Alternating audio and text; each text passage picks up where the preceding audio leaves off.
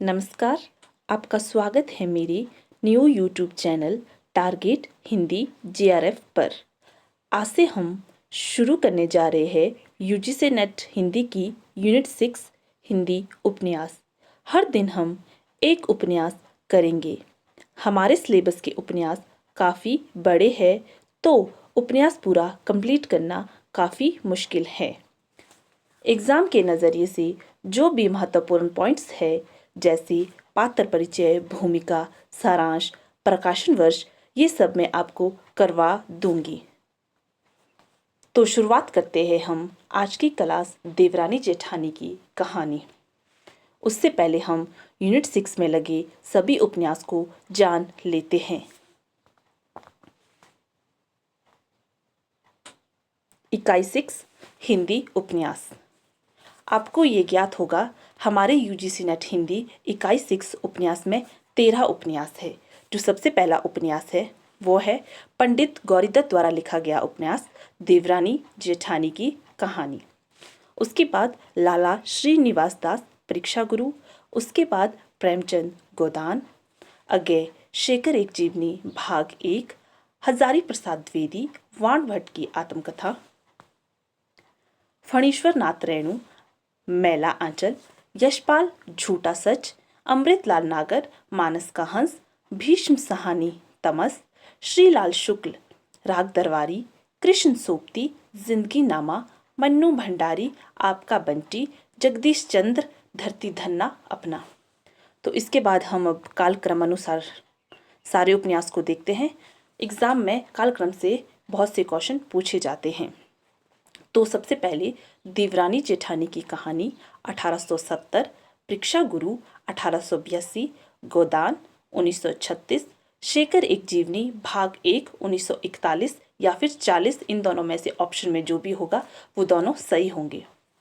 उसके बाद वाण भट्ट की आत्मकथा 1946, मैला आंचल 1954, झूठा सच 2 भागों में बांटा गया है, जिसका फर्स्ट भाग 1958 में लिखा गया और दूसरा भाग 1960 में लिखा गया है। इसके बाद राग दरबारी 1968, आपका बंटी 1971, मानस का हंस 1972, धरती धन्ना अपना 1972, तमस 1973, जिंदगी नामा 1979। ये चीज आप नोट करना। आइए तो अब स्टार्ट करते हैं अपना आज का उपन्यास देवरानी जेठानी की कहानी, जो पंडित गौरीदत्त द्वारा लिखा गया है और इसका प्रकाशन वर्ष 1870 ईस्वी है। सबसे पहले हम इसमें देखेंगे पात्र परिचय। तो आइए पात्र परिचय देखना स्टार्ट करते हैं। सबसे पहले सर्वसुख।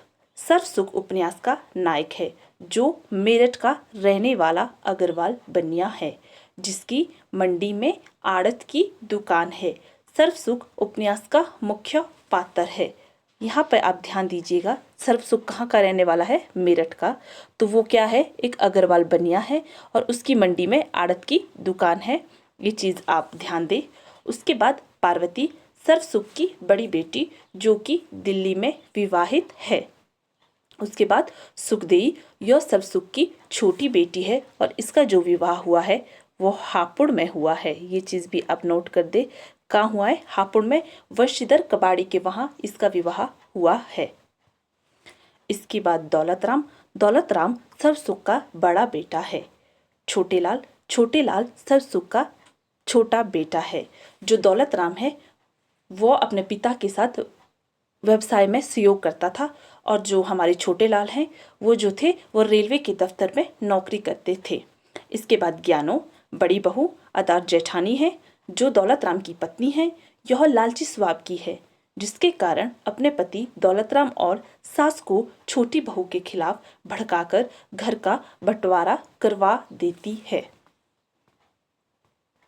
इसके बाद छोटी बहू, यानी कि उसका नाम यहाँ स्किप हो गया है, उसका नाम है आनंदी। ये भी आप नोट कर दे।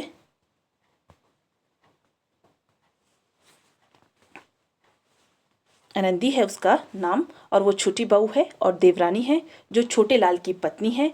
यह ज्ञानो आदार्थ अपनी जेठानी की तरह लालची बिल्कुल भी नहीं है। इसके बाद कन्हैया जो दौलत राम का पुत्र है और उसकी एक पुत्री है, उसका नाम है मूलिया। ये भी आप नोट कर दे, वह एक पुत्री है उसकी, उसका नाम मूलिया है। तो दौलत राम के एक बेटा है और एक बेटी है। इसके बाद नन्हे जो छोटे लाल का बड़ा बेटा है और मोहन छोटे लाल का छोटा बेटा है। उसके बाद शिवदयाल सुखदेई का बेटा, यानी कि जो हमारे सर्वसुख है उसकी छोटी बेटी का जो बेटा है वो उसका नाम शिवदयाल है। उसके बाद वशीधर कबाड़ी, इनके यहाँ सुखदेई का विवाह हुआ था। ये मैं आपको पीछे भी बता चुकी थी, कहाँ हुआ था, हापुड़ में। ज्ञानचंद सुखदेई का भांजा है। डूंगर ज्ञानों का पिता और एक गरीब बनिया है, ये चीज भी ध्यान दे। उसके बाद तहसीलदार आनंदी का पिता है। राम प्रसाद आनंदी का बड़ा भाई। गंगाराम आनंदी का छोटा भाई। भगवान देई आनंदी की छोटी बहन। ये चारों भी आप याद रखिए, आपसे उसके भाई या बहन पूछे जा सकते हैं। इसके बाद दिल्ला पांडे पुरोहित, मिस रानी दिल्ला पांडे की पत्नी, मुंशी टिकट नारायण शहरी अमीर, हर साई काबली शहरी अमीर। इसके बाद कुछ अन्य पात्र हैं जो हमें जान लेना बहुत ज़रूरी है। आजकल एग्ज़ाम में अन्य पात्र ज़्यादा पूछे जाते हैं तो जान लेते हैं।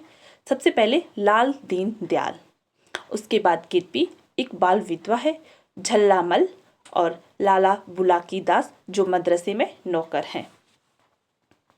आइए अब इस उपन्यास का सारांश को देख लेते हैं।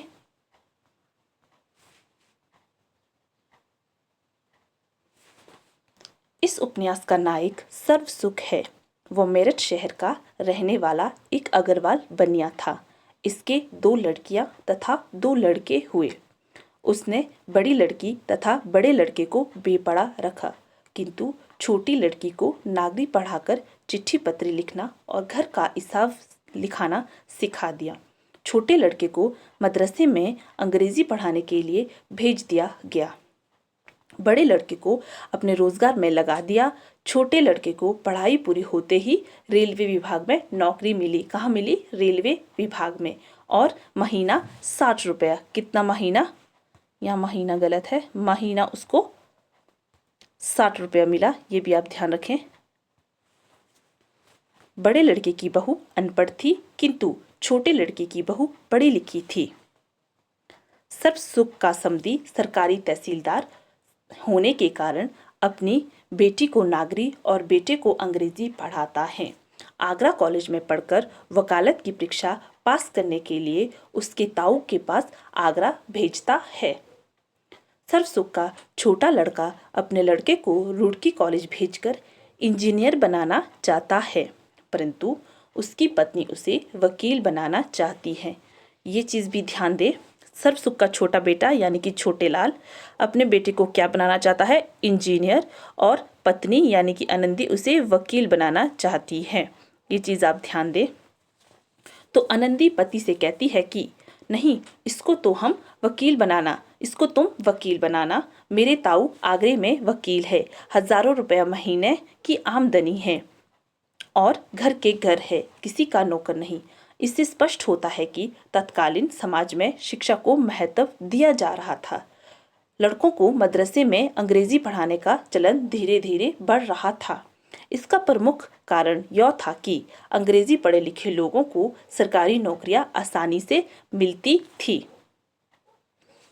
कृति का उद्देश्य बारंबार मुखर होकर आता है कि विशेषिक यह कहीं भी आरोपित नहीं लगता। जो यह उपन्यास है यह कहीं भी आरोपित नहीं लगता है। 150 साल पूर्व संक्रमण कारण भारत की संस्कृति को जानने के लिए देवरानी जेठानी की कहानी से बेहतर कोई दूसरा साधन नहीं हो सकता है। ये था हमारा छोटा सा सारांश। आई होप आपको ये समझ आया होगा। इसके बाद कुछ पॉइंट है जो आपको मैं बताना चाहती हूँ।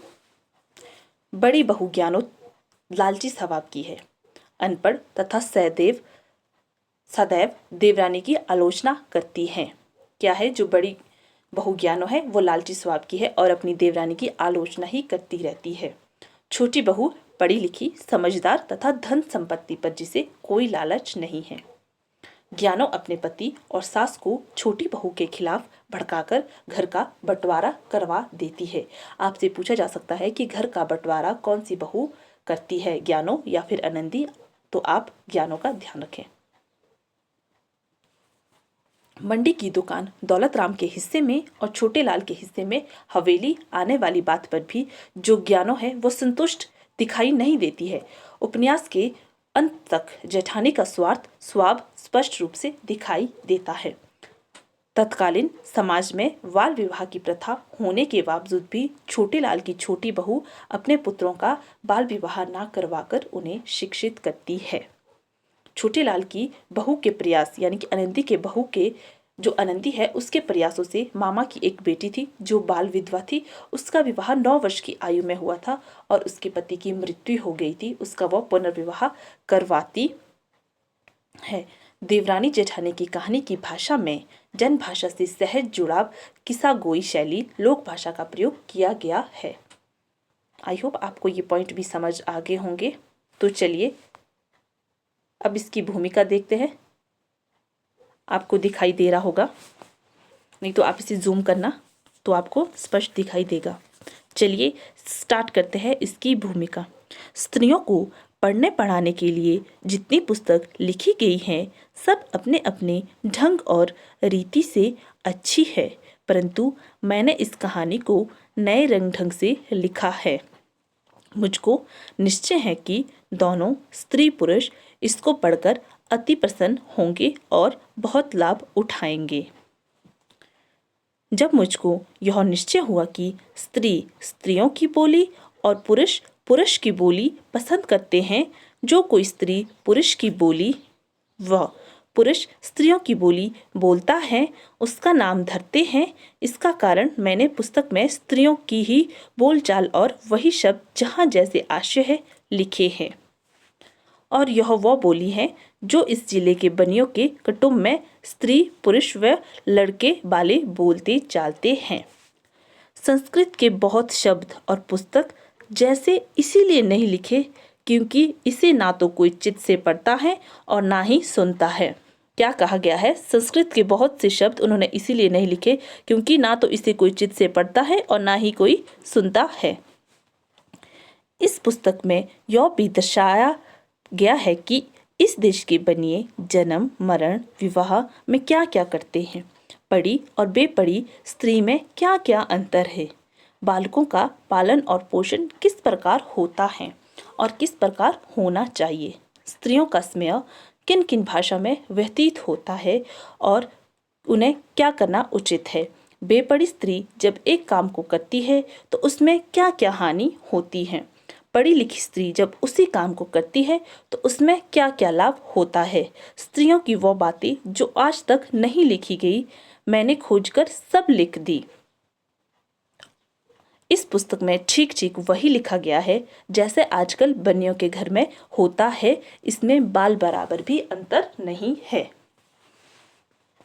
प्रकट हो कि यह रोचक और मनोहर कहानी Shriyut M Kempson sahib director of public instruction Bahadur को ऐसी पसंद आई, मन को भाई और चित्त को लुभाई कि शुद्ध करके इसके छपने की आज्ञा दी और 200 पुस्तक मोल ली।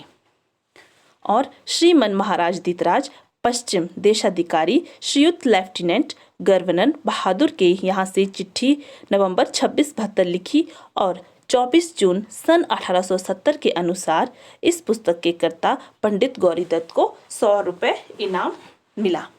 यहाँ आप जो बात ध्यान दें वो है किसको ये पसंद आई, Shriyut M Kempson director of public instruction Bahadur को बहुत पसंद आई और उन्होंने क्या किया है, इसको छपने की आज्ञा दी और इसकी कितनी पुस्तकें निकाली, 200 पुस्तकें मोल ली, ये चीज़ भी ध्यान दें।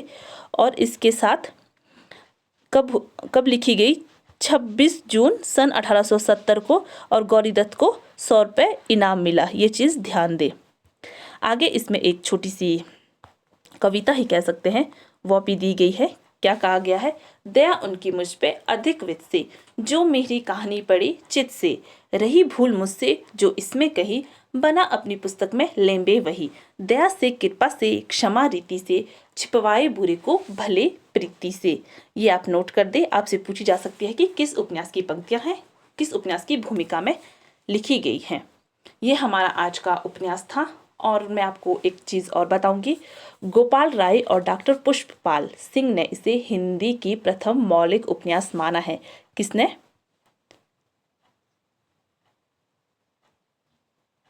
गोपाल राय और पुष्पपाल सिंह ने इसे प्रथम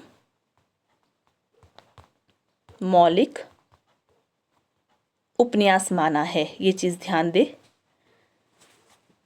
तो हमारा आज का उपन्यास यहीं पे समाप्त होता है। कल फिर मिलेंगे। धन्यवाद।